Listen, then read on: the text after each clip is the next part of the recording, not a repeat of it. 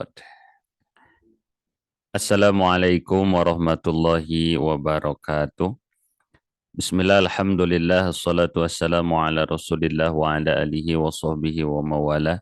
Asyhadu an la ilaha illallah wahdahu la syarikalah. Wa asyhadu anna sayyidana Muhammadan abduhu wa rasuluh. Alladzi la nabiyya ba'dah wa la rasula ba'dah hatta yaumal qiyamah.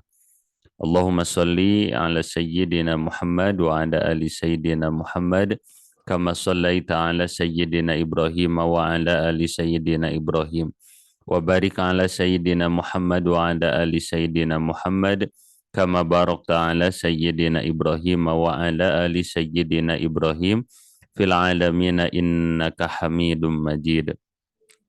Allahumma salli ala ruhi Muhammadin fil arwah wa salli ala jasadi Muhammadin fil ajsad wa salli ala qabri Muhammadin fil qubur. Allahumma baligh ruha Muhammadin minni tahiyata wa salama.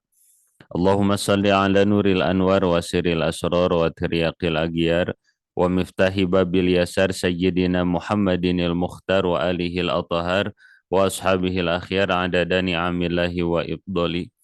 Amma ba'du, faya ayyuhal hadirun al-kiram, usi nafsi awalan wa antum thaniyan bitaqwallah faqad fazal muttaqun. Qala Allah Ta'ala fi kitabihil karim wa huwa asdaqul qailin.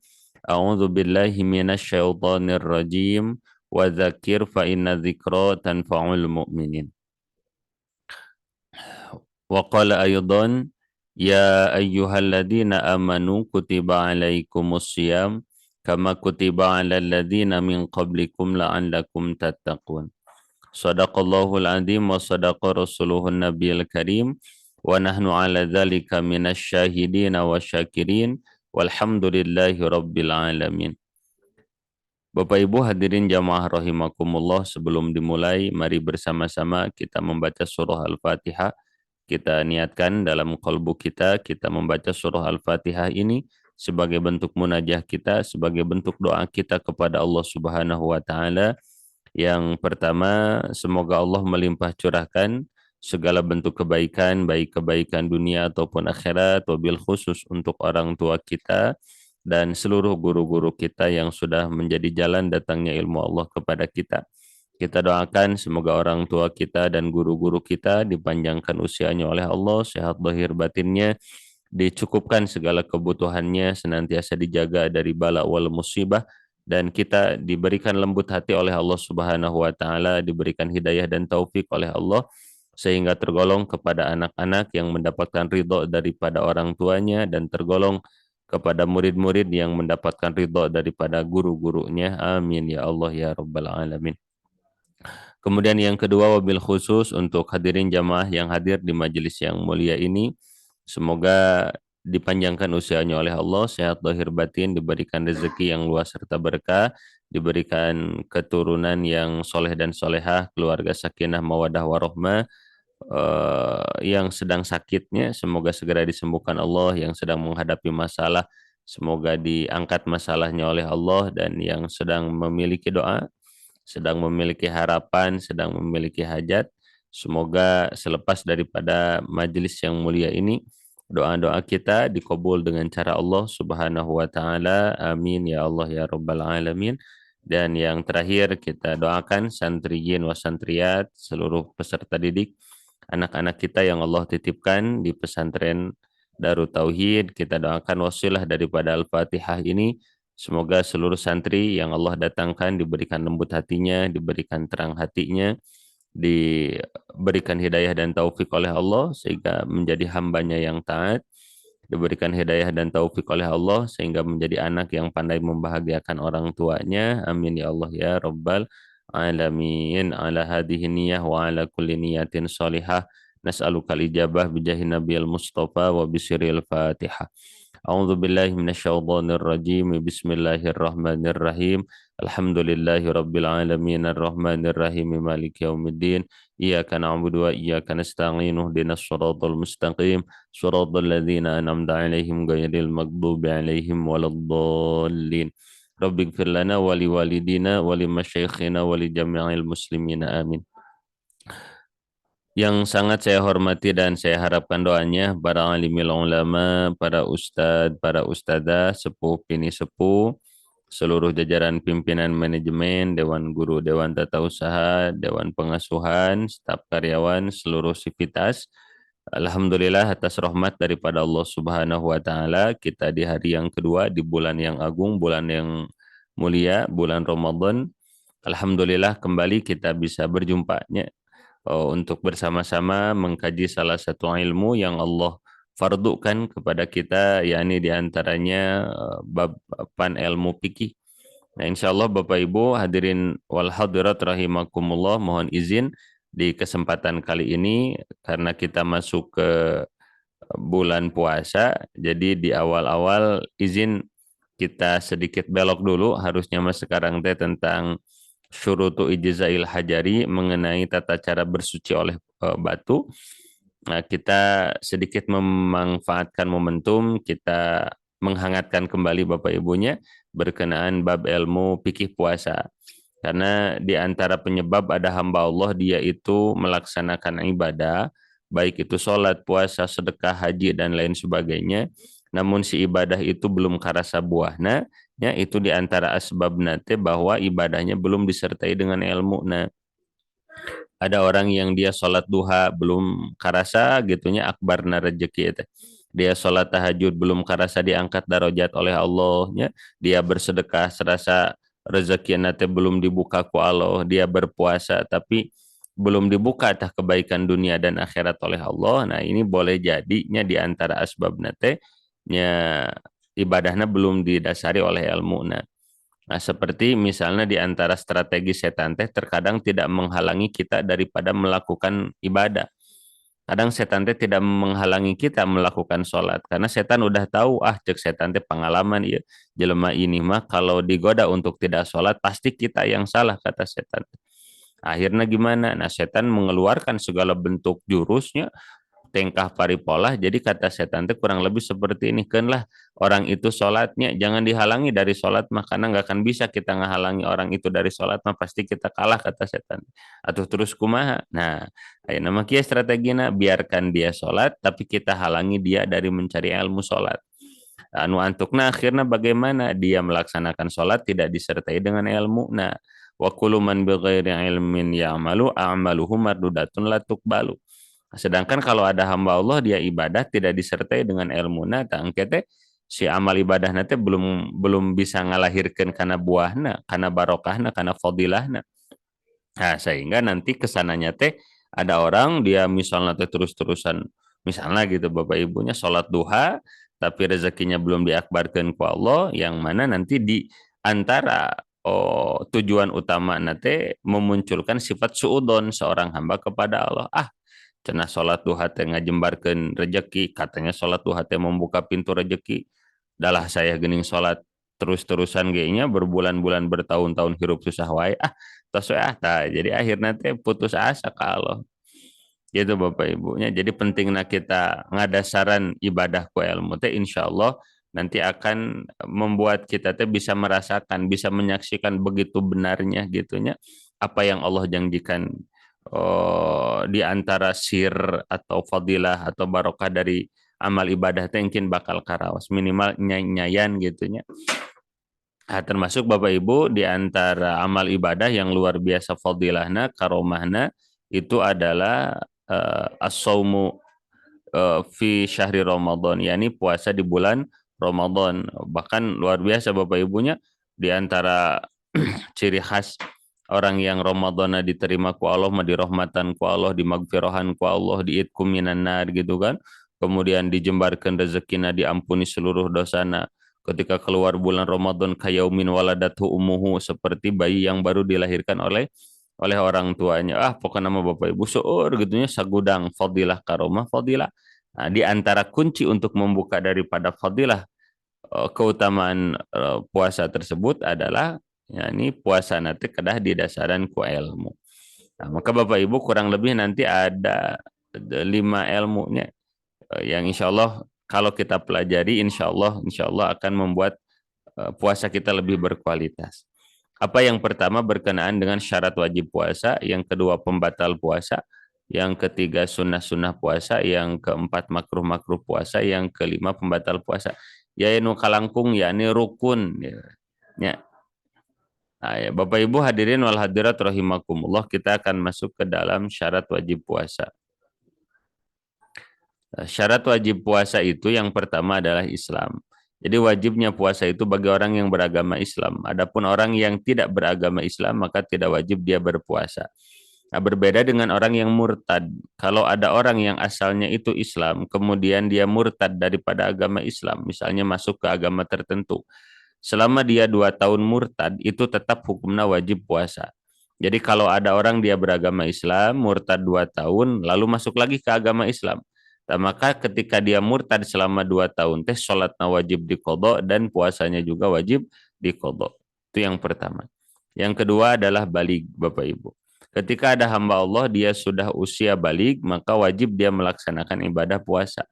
Adapun yang masih tamyiz atau murahik ya, atau menjelang kepada balik itu hukumnya adalah tidak wajib. Namun masuknya itu kadar sunnah kalau dari mulai tamyiz. Bahkan Bapak Ibu di antara yang disebut dengan sila ipisnya, sahur pun guru mas sila ipis teh, orang tua yakni diam ya, kadang di rumah kadang tertidur gitunya, tapi pahala senantiasa ngalir. Nah, itu ketika apa? Ketika anaknya dari usia tamyiz sudah mulai ideng melaksanakan amal ibadah. Jadi kalau Bapak Ibu misalnya punya anak teh tamyiz, misalnya tamyiz nanti usia 4 tahun, 5 tahunnya. Nah, kemudian si anak kita teh yang usia kecil itu sudah mulai puasa gitu. Mulai puasa, mulai sholat. Nah, maka ketika si anak teh melakukan amal ibadah dengan wasilah didikan daripada kita, yo, maka si pahala nanti ngalir kepada kita selaku orang tua. Nah, itu sila ipis. Ya, yo, kita duduk tapi si pahala teh terus-terusan ngocor ngagolontor tanpa mengurangi daripada amal ibadah si anak tersebut. Masya Allah. Yang ketiga adalah berakal. Berakal itu adalah tidak gilanya, tidak pingsan, tidak terganggu akalnya, maka dia wajib melakukan ibadah puasa. Yang keempat adalah sehat, sehat yang eh, jadi sehat yang pertama. Nah, kalau yang sakit Bapak Ibu maka dia tidak wajib melaksanakan ibadah puasa. Namun sakitnya adalah sakit yang ketika diajak puasa teh membahayakan. Ya, adapun kalau ketomean, romehun itu beda lagi Bapak Ibu ya. Ya, kemudian setelah sehat adalah mukim. Nah, kalau orang yang sedang sapar maka itu tidak wajib puasa. Jadi kalau misalnya ada orang yang mau mudik, gitunya asal syaratnya satu, perjalanannya tidak kurang daripada 81 kilometernya, dan yang kedua berangkatnya sebelum adzan subuh. Nah, maka bolehnya di jalan nanti dia tidak puasa. Nah, kemudian yang selanjutnya suci daripada hadas besar. Jadi kalau yang sedang haid, sedang nifas, sedang wiladah itu tidak sah puasanya. Nah, seperti itu Bapak Ibu. Syarat wajib puasa. Selanjutnya adalah rukun puasa. Ini kakantunnya. Rukun puasa itu ada dua. Yang pertama niat, yang kedua adalah menjauhi pembatal puasa. Nah, adapun rukun puasa yang pertama adalah niat, khususnya dalam mazhab Imam Syafi'i itu wajibnya niat adalah setiap malam memabitkan niat seperti itu. Mulainya daripada maghrib sampai dengan menjelang azan subuh. Nah, kalau ada hamba Allah dia itu dari mulai maghrib sampai azan subuh tidak ada niat dalam hatinya, kosong hatinya daripada niat untuk melaksanakan ibadah puasa, maka puasanya tidak sah. Oh, namun di hari itu tetap wajib dia imsak menahan diri daripada makan dan minum. Oh, makan minum tidak boleh, tapi puasanya tidak dianggap karena tidak ada niat di malam harinya. Nah, ini ceritanya misalnya Bapak Ibu dulu ada misalnya teh aki-akinya yo. Ini aki-aki teh menunggu adzan maghrib di jam setengah genap eta sasajen tehnya sudah disiapkan dari mulai gehu bala-bala cireng pisang goreng gitu, es goyobot, es cendol, wah segala sudah disiapkan. Ya, sambil si Abah teh menunggu adzan maghrib mendengar misalnya teh tausiahna Kiai Haji Zainuddin MZ almarhum. Pas ketika mendengar tausiah dari beliau lengut lengut ker ketiduran. Bangun-bangun ya ini muadzin dina TV nu adzan teh sudah hayya alal falah. hayya 'alal falah, atuh bunga amar watasuta bunga ka giri-giri. Ini si Aki teh langsung tah ngambil makanan. Pas mau disuapkeun, dibelewekeun. Tiba-tiba muadzin teh melanjutkan adzan teh kumaha? As-salatu khairum minan naum. Kaget, Masya Allah ternyata bukan adzan maghrib, sing horeng adzan subuh. Jadi lain kalayepan eta mah nya eta mah ti maghrib sampai ke subuh katiduran cacap. Tah eta kumaha? Maka wajib si Aki saat itu sampai nanti maghrib lagi tidak makan tidak minum, namun di hari itu wajib diqadha. Nah, itu yang pertama. Bagaimana dengan yang niat untuk 1 bulan? Nah, dalam mazhab Imam Syafi'i tidak bisa niat selama 1 bulan. Ada juga yang memperbolehkan adalah mazhab Imam Malik. Jadi kalau misalnya Bapak Ibu yang mengikuti mazhab Imam Malik itu bisa niatnya untuk 1 bulanan gitu. Hanya saja waktu dulu ngaji itu mulai niatnya dari tengah malam, di malam yang pertama. Itu yang pertama niat, dan itu khusus untuk puasa wajib. Nah, adapun untuk puasa sunnah, maka ketika malam tidak ada niat, itu boleh dari pagi misalnya, selama belum sampai ke waktu zuhur. Itu berkenaan dengan niat. Kemudian yang kedua adalah menjauhi pembatal puasa. Di antara pembatal puasa, Bapak Ibu, yang pertama adalah kalau ada yang masuk ke dalam 5 lubang. Yang pertama adalah lubang tenggorokan, yang kedua lubang hidung, yang ketiga lubang telinga, yang keempat lubang kubul, yang kelima lubang dubur. Nah, jadi bukan hanya makan dan minum saja yang bisa membatalkan kepada puasa. Tapi yang pertama adalah ada yang masuk ke dalam 5 lubang. Apa yang pertama? Ada yang masuk ke dalam tenggorokan. Nah, bukan masuk ke dalam mulut, karena kalau ada barang yang masuk ke dalam mulut itu tidak membatalkan kepada puasa. Jadi kalau ada orang misalnya ngadangkal gitu, ngadangkal teh apa ya? Nggak ada kerjaan misalnya teh dari asar sampai maghrib ngahem-hem ngemut sirop marjan. Selama eta sirop marjan tidak lewat ke tenggorokan, batal tidak puasanya? Tidak batal. Gitu ya. Tuh, tapi kan makruh. Nah, nanti beda lagi kalau ngobrol bab makruh sunnah mah, ini mah bab pembatal gitunya. Kalau misalnya ada orang ngemut kuah baso gitunya, asal tidak masuk ke tenggorokan, ya maka tidak batal. Tenanaon ngananaonan gitu. Ya, itu yang pertama. Kemudian yang kedua, yang harus diperhatikan yang tentang masuk ke tenggorokan itu adalah syibhul akli. Apa itu syibhul akli? Yani sesuatu yang seperti makan. Dan itu membatalkan. Contohnya apa? Dalam menelan ludah. Nah, menelan ludah itu harus berhati-hati. Karena terkadang menelan ludah itu bisa membatalkan kepada puasa. Contohnya apa Bapak Ibu? Contoh, kalau ada orang dia itu nyikat gigi ba'da subuh. Nah, ini harus berhati-hati.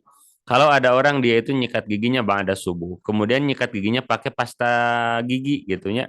Tuh, pakai kodomo rasa melon deh. Nah, ketika nyikat gigi itu wajib si mulut itu kita kumur-kumur harus sampai netral lagi si rasa air ludahnya. Kalau misalnya si air ludahnya itu masih bercampur dengan rasa manis daripada pasta gigi, lekwe ditelen, ya maka puasa kita batal. Seperti itu. Jadi harus berhati-hati Bapak Ibu, bagusnya mah kalau mau nyikat gigi pakai odol, pakai pasta gigi baiknya sebelum adzan subuh. Ya, sebelum adzan subuh. Jadi kalau sudah adzan subuh mas, satu keancam ku batal, kedua walaupun tidak terancam oleh batal, yang kedua terancam oleh makruh. Ya, karena nyikat gigi ba'da subuh itu sebetulnya tidak makruh. Cuman bisa menjadi makruh kalau di sikat giginya itu mengandung rasa. Nah, bisa jadi makruh seperti itu. Tapi kalau sampai ketika si rasa pasta gigi itu mencampuri air ludah dan air ludahnya kita telan, ya maka batal puasanya. Jadi berhati-hati, solusinya ya mending kalau nyikat gigi pakai pasta gigi sebelum adzan subuh, itu lebih aman. Kemudian yang kedua, berhati-hati kalau nanti si air ludahnya bercampur dengan sisa makanan. Ya, misalnya ini Bapak Ibu rahimakumullah, ada orang dia itu sahur nate pakai daging ayam nate daging ayam kampung, daging ayam kampungna kolot deh gitunya. Kan lihat, belum gigi kita teh sudah pada renggang. Nah, itu kan ketika makan daging teh nyarelap eta teh dina gigi teh. Ketika udah beres adzan subuh nunggu sholat teh kikieuan. gitu. Gejlok teh ada dia ngagejlok daripada gigi teh. Ditelen, nah itu bisa batal. Dia harus berhati-hati. Ya. Oh, kemudian yang selanjutnya yang harus berhati-hati itu apa ya? Ini ketika orang yang sedang batuk berdahak. Nah, ketika batuk berdahak kan ada godroh gitunya, ada dahak. Itu hati-hati. Selama dahaknya masih belum lewat daripada lak-lakan, itu tertelan tidak jadi masalah. Tapi ketika si dahaknya itu sudah lewat daripada batasan makhorijul huruf kho. Nah, kalau kata orang Sunda mah lak-lakan. Jadi dari bawah pangkal lidah di sini sudah ngegejlok, nah, maka wajib dimuntahkan, tidak boleh ditelan lagi, wajib dilepeh. Itu harus berhati-hati. Jadi yang pertama adalah ada yang lewat ke tenggorokan. Kemudian yang kedua hati-hati ke lubang hidung. Jadi batasan bolehnya itu masuk ke lubang hidung hanya sekedar sampai ke apa namanya tulang yang hipu ini ya, yang lembut ini. Nah, jadi hanya sebatas di permukaannya saja, jangan sampai terlalu ke dalam. Karena kalau ada ainudun yang masuk ke aljauf, yakni ke rongga hidung ke sini, maka batal itu puasanya. Jadi hati-hati yang suka mencari harta karunnya, ngupil, itu jangan terlalu dalam, karena terlalu dalam bisa batal puasanya. Atau yang kedua itu hati-hati yang sedang ingusan. Selama ingusnya masih di dalam hidung, disedot lagi oleh hidung itu tidak batal. Tapi kalau si air apa ingusnya itu sudah ngamai ke bawahnya, Apollo cap 11, dari suruput dari ke atas, ya, maka itu adalah batal daripada puasa. Nah, izin baterainya mau habis, mau dicas dulu Bapak Ibu.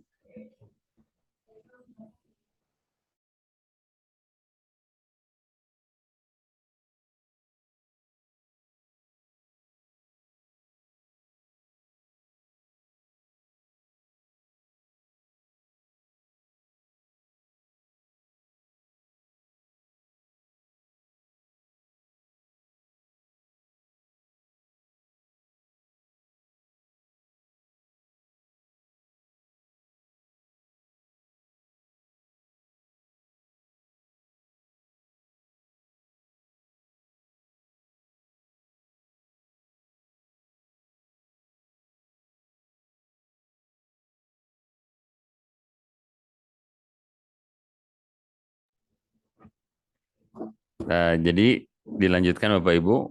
Jadi hidung hati-hati ingus. Kemudian yang ketiga adalah telinga, lubang telinga itu harus dijaga. Jadi hanya sebatas permukaannya saja. Kalau pakai jari gitu ya hanya masuk segitu itu nggak jadi masalah. Tapi kalau pakai cotton bud sampai ke dalam itu bisa batal puasanya. Apalagi Bapak Ibu yang suka ngadaweng ya sambil melihat matahari tenggelam der nyabut bulu hayam ngagere begitunya sambil ngadangukeun darso. Maka itu teh batal Bapak Ibu ya.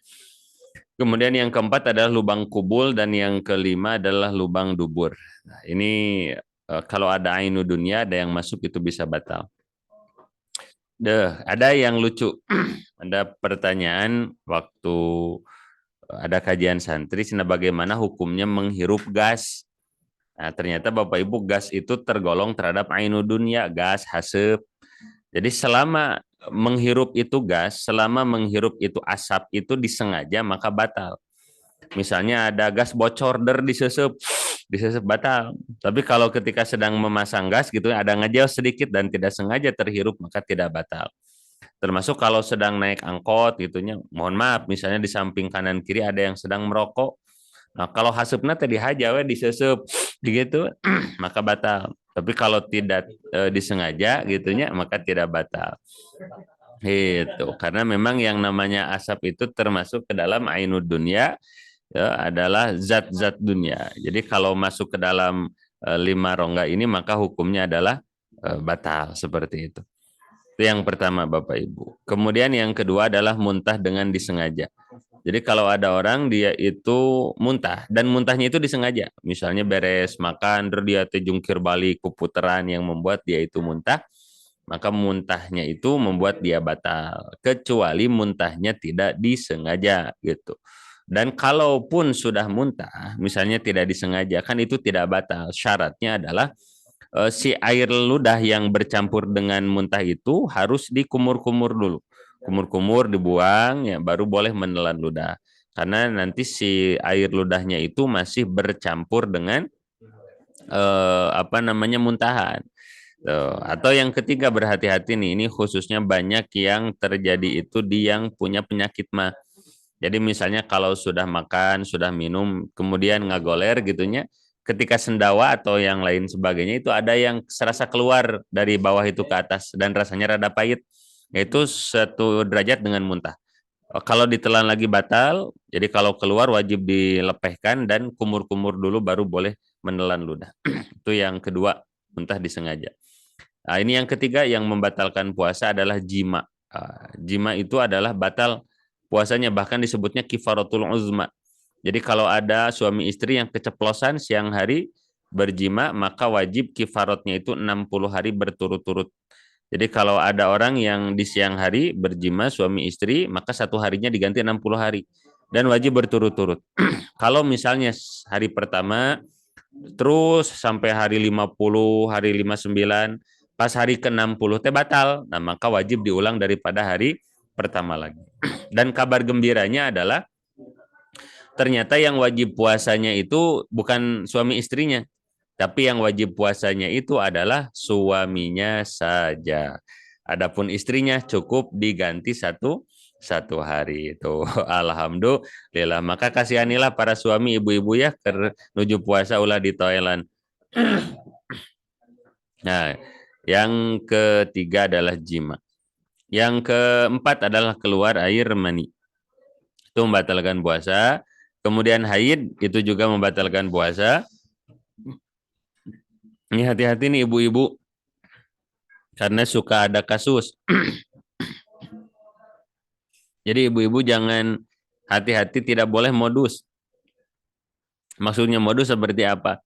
Misalnya nih, ibu-ibu rahimakumullah deh jadwal head itu misalnya tanggal 13 Maret misalnya. Tiap tanggal 13 misalnya teh head. Sekarang kan 13 Maret. Nah, itu teh awalnya makan aduh tanggal 13 Maret teh siklus head ya. Sugan we atuh head nate dari subuhnya. Jadi tidak perlu capek-capek puasa. Nah, dari subuh teh alah belum keluar darah head teh. Sampai jam 9 pagi belum keluar darah head teh. Sampai jam 12 siang ya sampai duhur headnya belum keluar. Aduh, head belum keluar. Sampai asar head juga belum keluar. Akhirnya apa kan? Yang asalnya ingin segera keluar kan akhirnya aduh sugano ulah keluar kan gitu. Sampai jam 4 sore belum keluar, jam 5 sore belum keluar. Tah, tiba-tiba nih adan kan misalnya jam 6 kurang seperempat tiba-tiba ada asa yang ngebereset gitunya, asa yang ngegeleser, asa ada yang keluar. Nah, kan harusnya mah gitunya langsung loncat ke WC dicek. Hari ini mah malah modus bukan ini mah bukan darah bukan darah kewe diceknya pada maghrib misalnya nanti seperti itu. Nah ini disebutnya modus, tidak boleh Bapak Ibu. Ya, jadi harus segera dicek. Walaupun 1 menit menjelang azan maghrib wajib dicek. Nah, kalau ternyata memang keluar darah dan itu haid, maka hari itu ya wayahna wajib diqodho. Selanjutnya adalah nifas, kemudian melahirkan, kemudian hilang akal. Hilang akal itu contohnya adalah gila. Gila itu walaupun sebentar maka batal puasanya. Misalnya ku manteng deui ngemutan gitunya, aduh yuk kebutuhan Ramadan gitunya, asa makin liur leneng der ngejeprut misalnya teh. Ketawa ketiwi 1 menit padahal gila nate sembuh lagi. Nah, maka wajib diqodho puasanya karena sudah batal. Atau pingsan gitunya atau tidur, tapi tidurnya yang memang dari subuh sampai maghrib. Kalau dari subuh tidur sampai duhur, duhur ada bangun, tidur lagi sampai maghrib, maka puasanya sah. Karena ada bangun, ada siumannya. Kemudian yang selanjutnya yang membatalkan terhadap puasa adalah murtad. Baik murtad yang i'tiqadi, murtad qauli, ataupun murtad fa'ali. Nah, itu berkenaan dengan pembatal puasa. Selanjutnya Bapak Ibu adalah sunnah-sunnah dalam berpuasa. Nah, sunnah berpuasa itu yang pertama menyegerakan buka jika yakin. Kalau sekarang mah kalau saya boleh menyarankan Bapak Ibu untuk patokan buka puasa itu jangan mengambil dari azan. terutama misalnya adzan yang di masjid. Karena itu rentan, karena kalau misalnya teh ada nanti jam 6, si muadzin nanti gara-gara ku lapar teh makan ninggal jam terada nyai-nyaian gitunya. Rada kurang 1 menit, nah maka tidak sah sholat puasanya.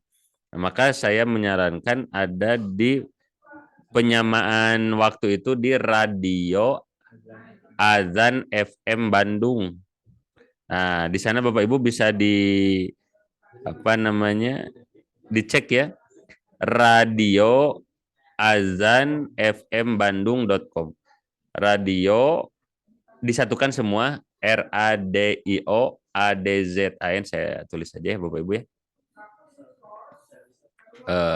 Biar lebih mantap nanti.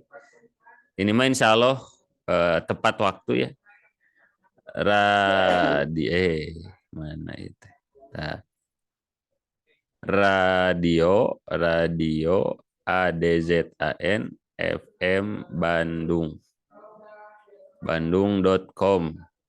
Nah, ini Bapak Ibu bisa patokannya ke sana. Itu sampai per detiknya sudah dihitung. Ya. Jadi kalau mau buka atau mau patokan nanti adzan subuh, baiknya patokannya ke sana. Itu sepaham saya sudah standarisasi untuk Bandung dan sekitarnya. Karena disunahkan berbuka dengan segera itu kalau sudah yakin masuk waktu maghrib. Khawatir masih kurang 1 menit, masih kurang 2 menit. Itu kalau ada orang yang dia itu buka pakai adzan yang kurang daripada 2 menit itu, ya maka wajib diqodho nanti puasanya. Bahkan saya pernah kaget suatu saat ngisi di salah satu masjid di daerah Bandung, itu sampai si jam masjidnya itu terlalu cepat 5 menit. Mangkaning eta puasa nanti sudah jalan tahun kamar itu sekitar 15 hari. Kaget ya DKM nanti. Alas cenah mangkaning kita teh adzan maghrib patokana ieu, waduh cilaka. Cilaka berarti puasa 15 hari teh kurang 5 menit tah. Oh, jadi bagusnya mah para DKM nanti si jamnya teh distandarisasi ulang. Seperti itu. Menyegerakan buka jika yakin. Dan makruh nanti kalau mengakhirkan buka, saya mah biar gede pahalana, kewe bukaan teh banda Isya gitunya. Nah, itu bukannya menambah pahala, malah mengurangi pahala. Selanjutnya yang kedua adalah sahur. Sahur itu hukumnya sunnah. Tasaharu fa inna fi sahuri barokah. Bersahurlah karena dalam sahur itu ada berkah. Kemudian kalau buka mah sunnah disegerakan, kalau sahur mah sunnah diakhirkan. Ya, itu misalnya teh paling ya, bagus 3:30 atau jam 4 misalnya. Kemudian berbuka dengan kurma. Nah, ini sunnah berbuka dengan kurma. Bukan dengan air. Awal buka itu bukan dengan gorengan apalagi. Jadi ketika kita mau buka, bagusnya mah bukan minum air bagusnya, tapi yang pertama itu adalah kurma dulu. Ya, kalau tidak ada kurma, maka buah-buahan yang manis yang tidak dimasak. Misalnya teh pisang atau apalah yang manis yang tidak dimasak. Atau yang ketiga, bagaimana kalau tidak ada? Pilihan yang ketiga adalah buah-buahan manis yang dimasak. Kolak misalnya dan lain. Wa ma asbaha dzalika. Nah, kemudian berdoa sebelum berbuka. Nah, untuk berdoa sebelum berbuka ini, kalau dulu yang diajari oleh guru, jadi tahapannya seperti ini, hadirin jamaah rahimakumullah. Misalnya kita ngambil kurma, kurma itu ganjil, mau 1, 3, 9, 12, 17, pokoknya nama ganjil. Nah, ketika akan dimakan, baca dulunya bismillah. Jadi tidak Allahumma lakasumtu dulu atau tidak dhahabadoma'u dulu. Tapi ngambil kurma sebelum dimakan ucap bismillah. Bismillah atau bismillahirrahmanirrahim atau Allahumma barik lana fima razaqtana wa qina adzabannar. Nah, baca doa yang seperti kita mau makan saja gitu. Kemudian makan korma 1, 2, 3 misalnya. Udah beres makan korma baru minum air. Nah, beres minum air baru dibaca Allahumma lakasumtu wa bika amantu wa ala rizkika abtartu birahmatika ya arhamar rahimin. Lalu lanjut, zahaba dhama'u wa abtalatil uruku wa sabatal ajru insya Allah. Kemudian doa, apa yang kita inginkan sampaikan kepada Allah. Beres seperti itu baru, misalnya nanti makan nasi, makan apa gitu ya, atau mau sholat maghrib dulu itu bebas. Seperti itu. Kenapa membaca Allahumma lakasumtu atau zahabadomau itu dibacanya setelah makan korma dan minum air? Karena kalau kita lihat daripada nas doanya kan Zahabat doma'u wabtalatil uruku, telah hilang rasa haus, telah basah tenggorokan. Nah, kalau seandainya dibacanya sebelum minum dan sebelum makan korma, kan ini masih kering gitu. Jadi maka kata guru saya itu dibacanya ketika sudah makan kurma dan minum air. Baru baca Allahumma lakasumtu, baru baca zahaba doma'u, doa we, ya Allah hoyong mobil, hoyong rumah, hoyong nikah kumaha. Nah, beres itu baru gitu Bapak Ibu, hidangan yang lain mau ngaliwat kumaha. Nah, seperti itu. Itu afdol, lebih afdol. Kemudian kesunahan itu adalah memberi kepada yang berbuka. Nah, jadi Bapak Ibu yang suka sedekah ke takjil bersama-sama, wah itu berkahnya, pahalanya tidak terkira banyaknya, luar biasa. Nah, kemudian mandi wajib sebelum fajar, itu sunnah. Tapi kesunahan mandi wajib sebelum fajar ini adalah mandi wajib yang disebabkan karena junub.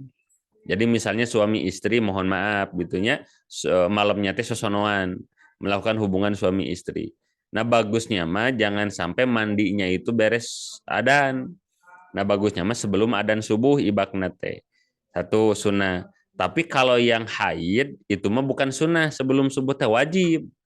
Karena kalau orang yang dia itu hadas junub, kesiangan mandi wajib nate, misalnya teh jam setengah 6, maka puasanya tetap sah.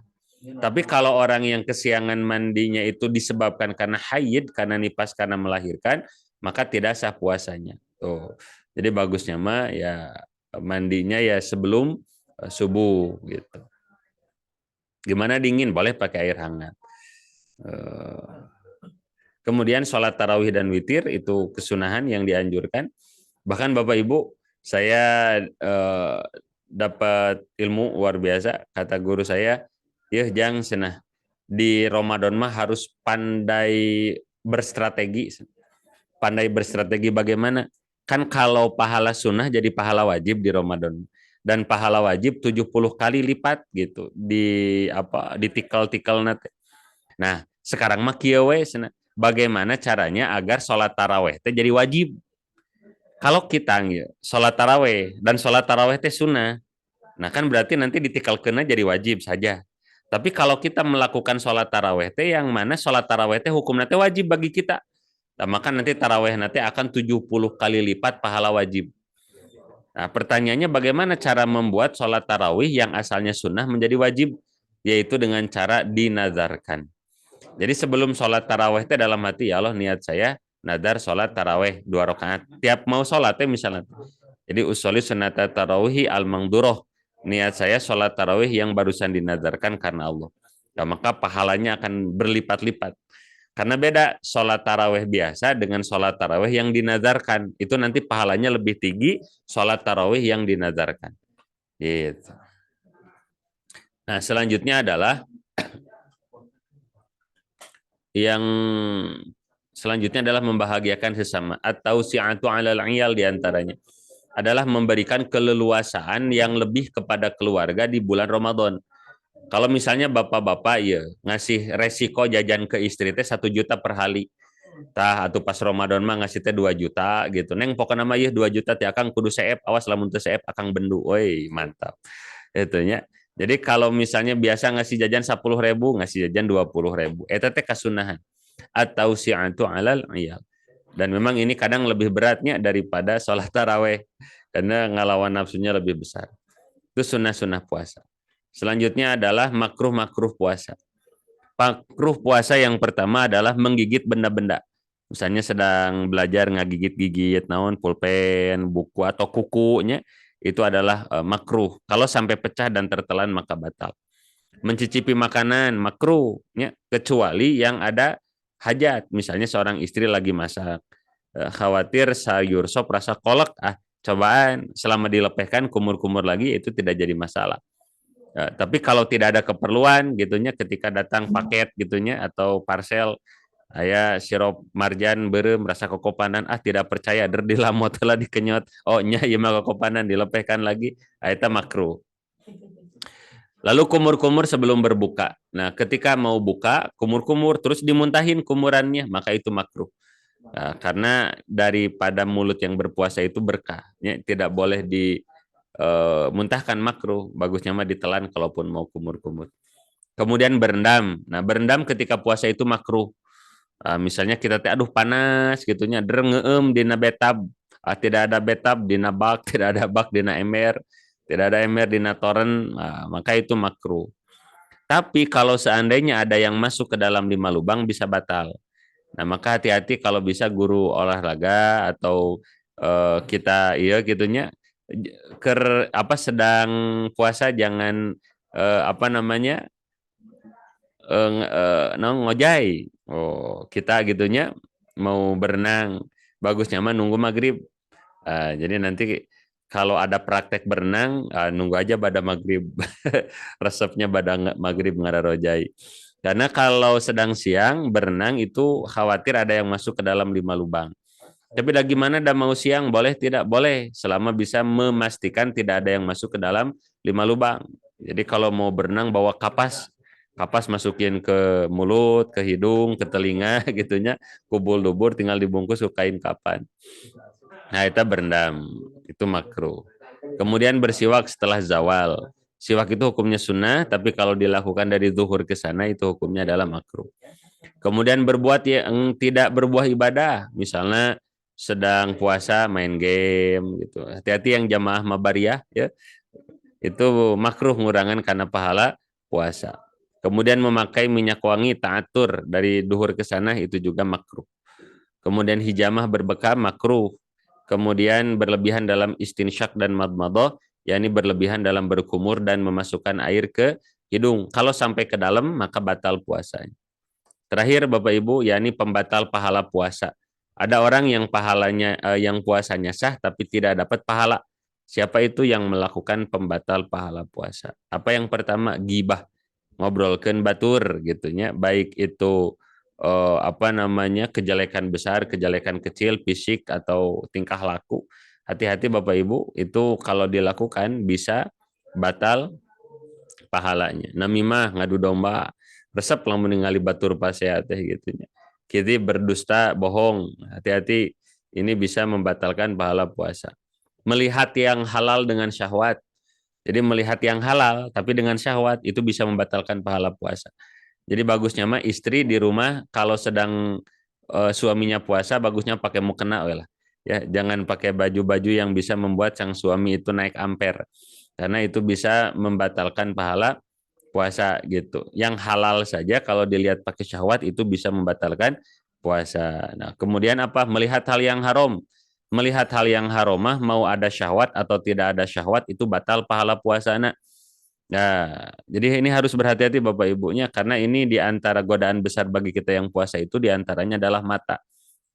Mata, apalagi ada jamaah TikTok ya, jamaah Instagram ya gitunya, jamaah Facebook ya, itu di video-video gambar-gambar perempuan yang bukan mahram kita melihat auratnya itu batal pahala puasa.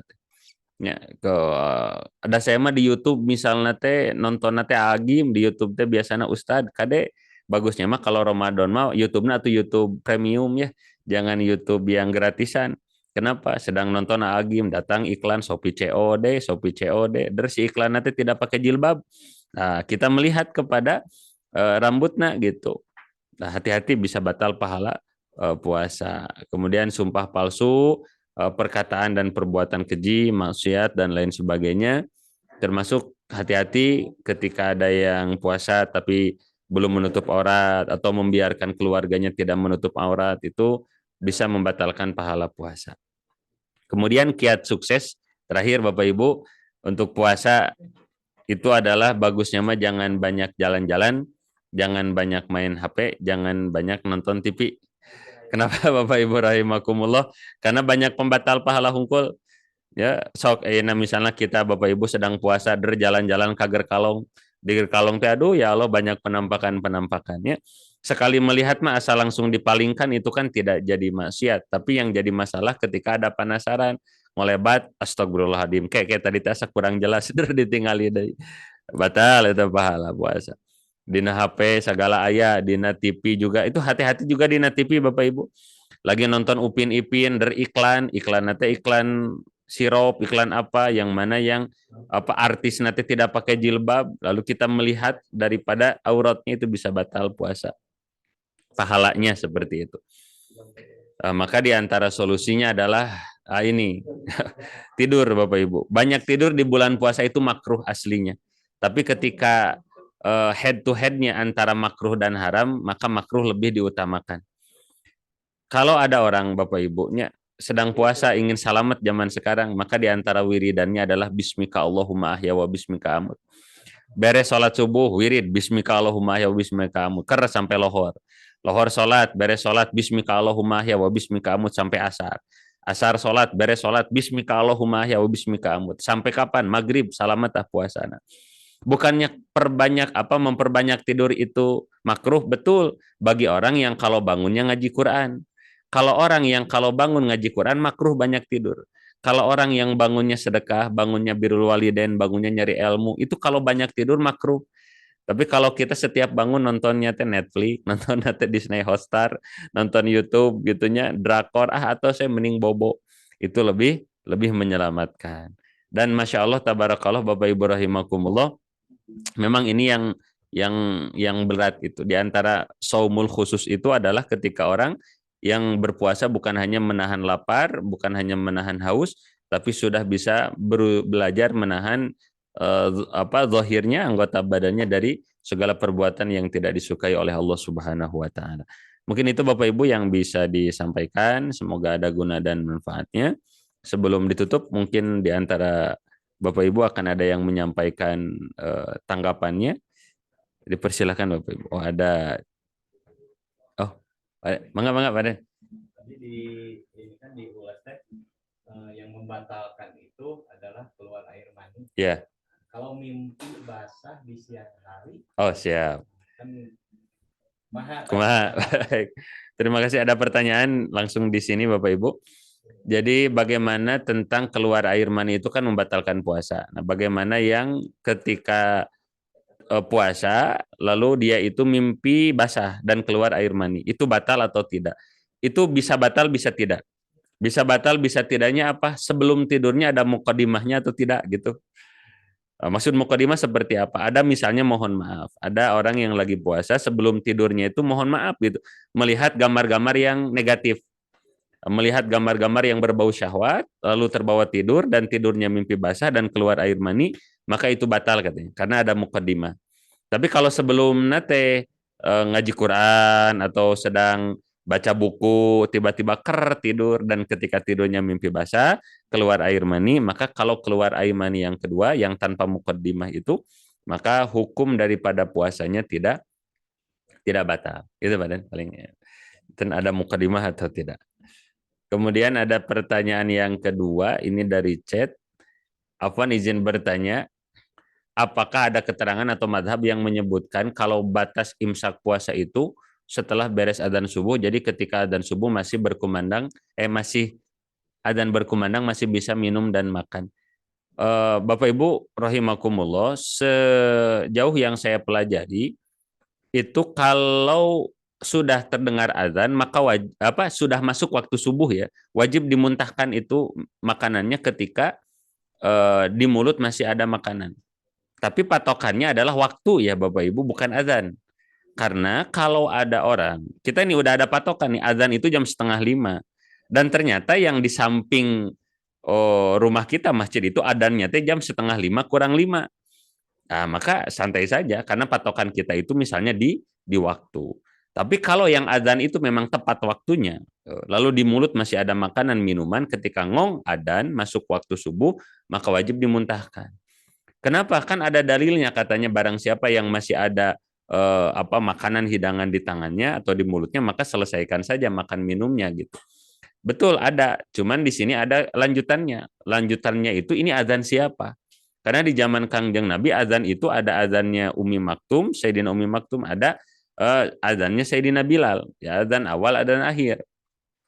Nah, waktu itu dalam asbabul wurudnya itu adalah yang disampaikan itu adalah azan awal. Jadi kalau sedang sahur terdengar azan awal, nggak apa-apa, bereskan saja makannya gitu. Tapi kalau sudah terdengar azan fajar sodik, azan subuh, maka ketika ada makanan yang di mulut lalu ditelan, maka batal puasanya. Ya, jadi seperti itu Bapak Ibu. Jadi sekali lagi Nanti yang membutuhkan teks hadisnya boleh di Japri, ada di saya. Sudah saya coba catat gitunya. Cuman saya belum hafal mengenai dalil yang menegaskan bahwa kalau sudah di mulut itu wajib dimuntahkan. Seperti itu. Wallahu a'lam bishawab. Punten di luar tema, bagaimana cara menjelaskan ke anak laki-laki usia 10 tahun tentang mimpi basah. Nah, jadi Bapak Ibu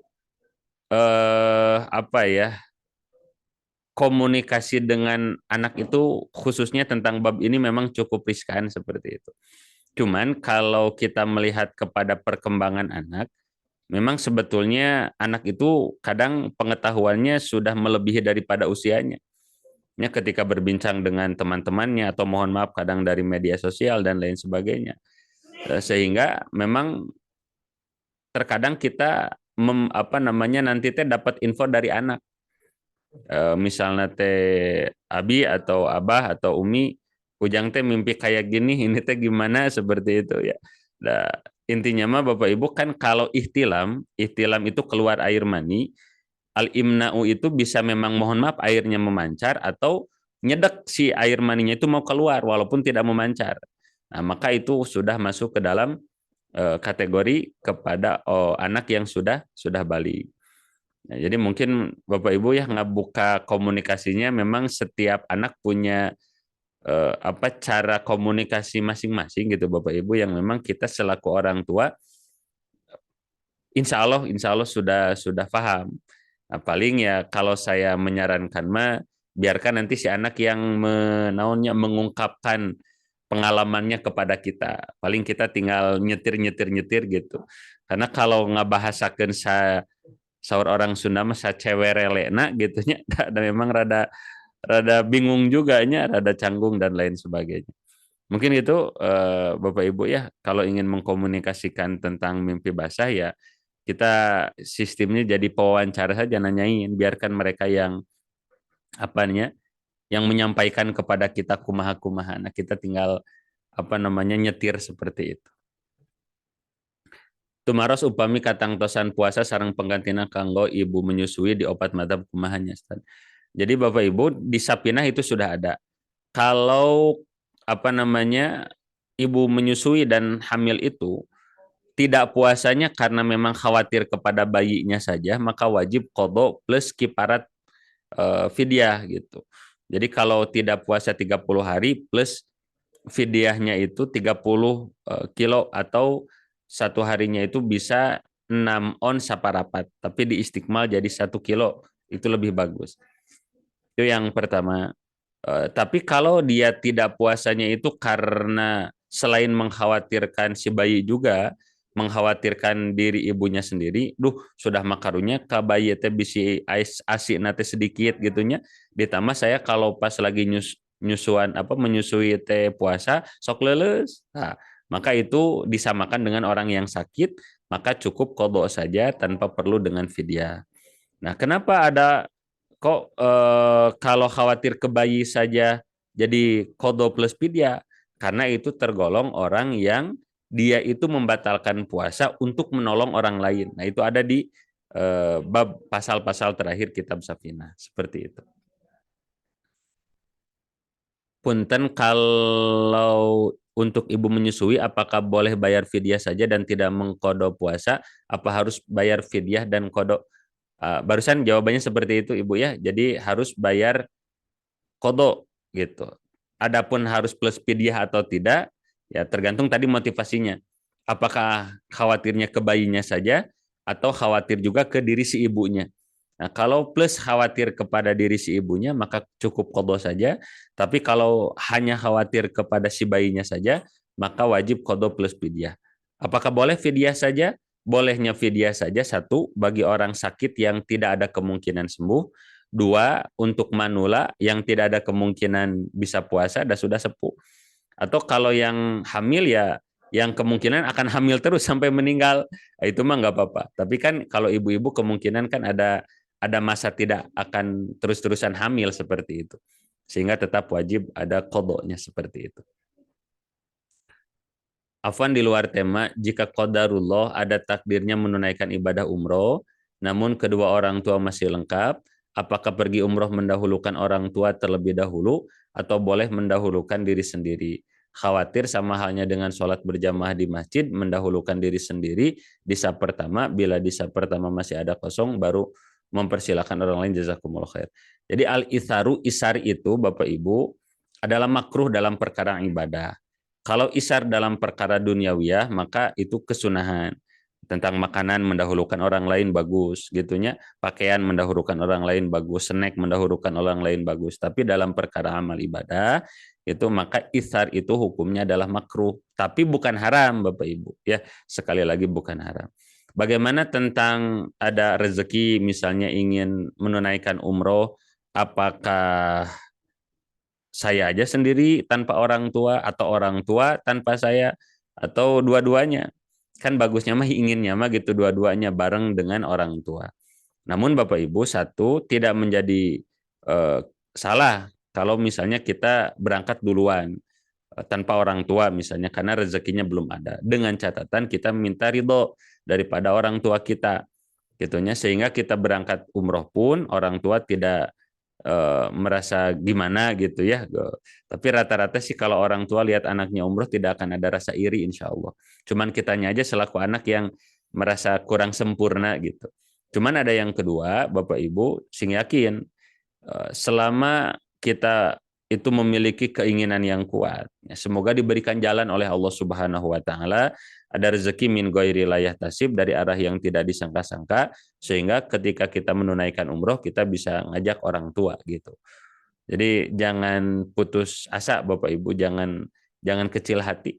Ya, kalaupun kita misalnya belum ada rezeki dari rezekian ku Allah, kita bisa berangkat juga di rezekian ku Allah. Bismillah ya Allah, hamba teh ingin berangkat dengan orang tua gitu. Nah, doa ke Allah dan ya kita jalankan wasilahnya. Ya, wasilah ibadahna mau kita sedekah, tolab ilmu, apa dan lain sebagainya. Sehingga semoga harapan kita sing dikabul ku Allah Subhanahu wa taala. Amin ya Allah ya rabbal alamin. Alhamdulillah. Baik Bapak Ibu rahimakumullah, sekian pertemuan kita sudah jam 11 lebih 14. Saya mohon maaf atas segala kesalahan dan kekhilafan.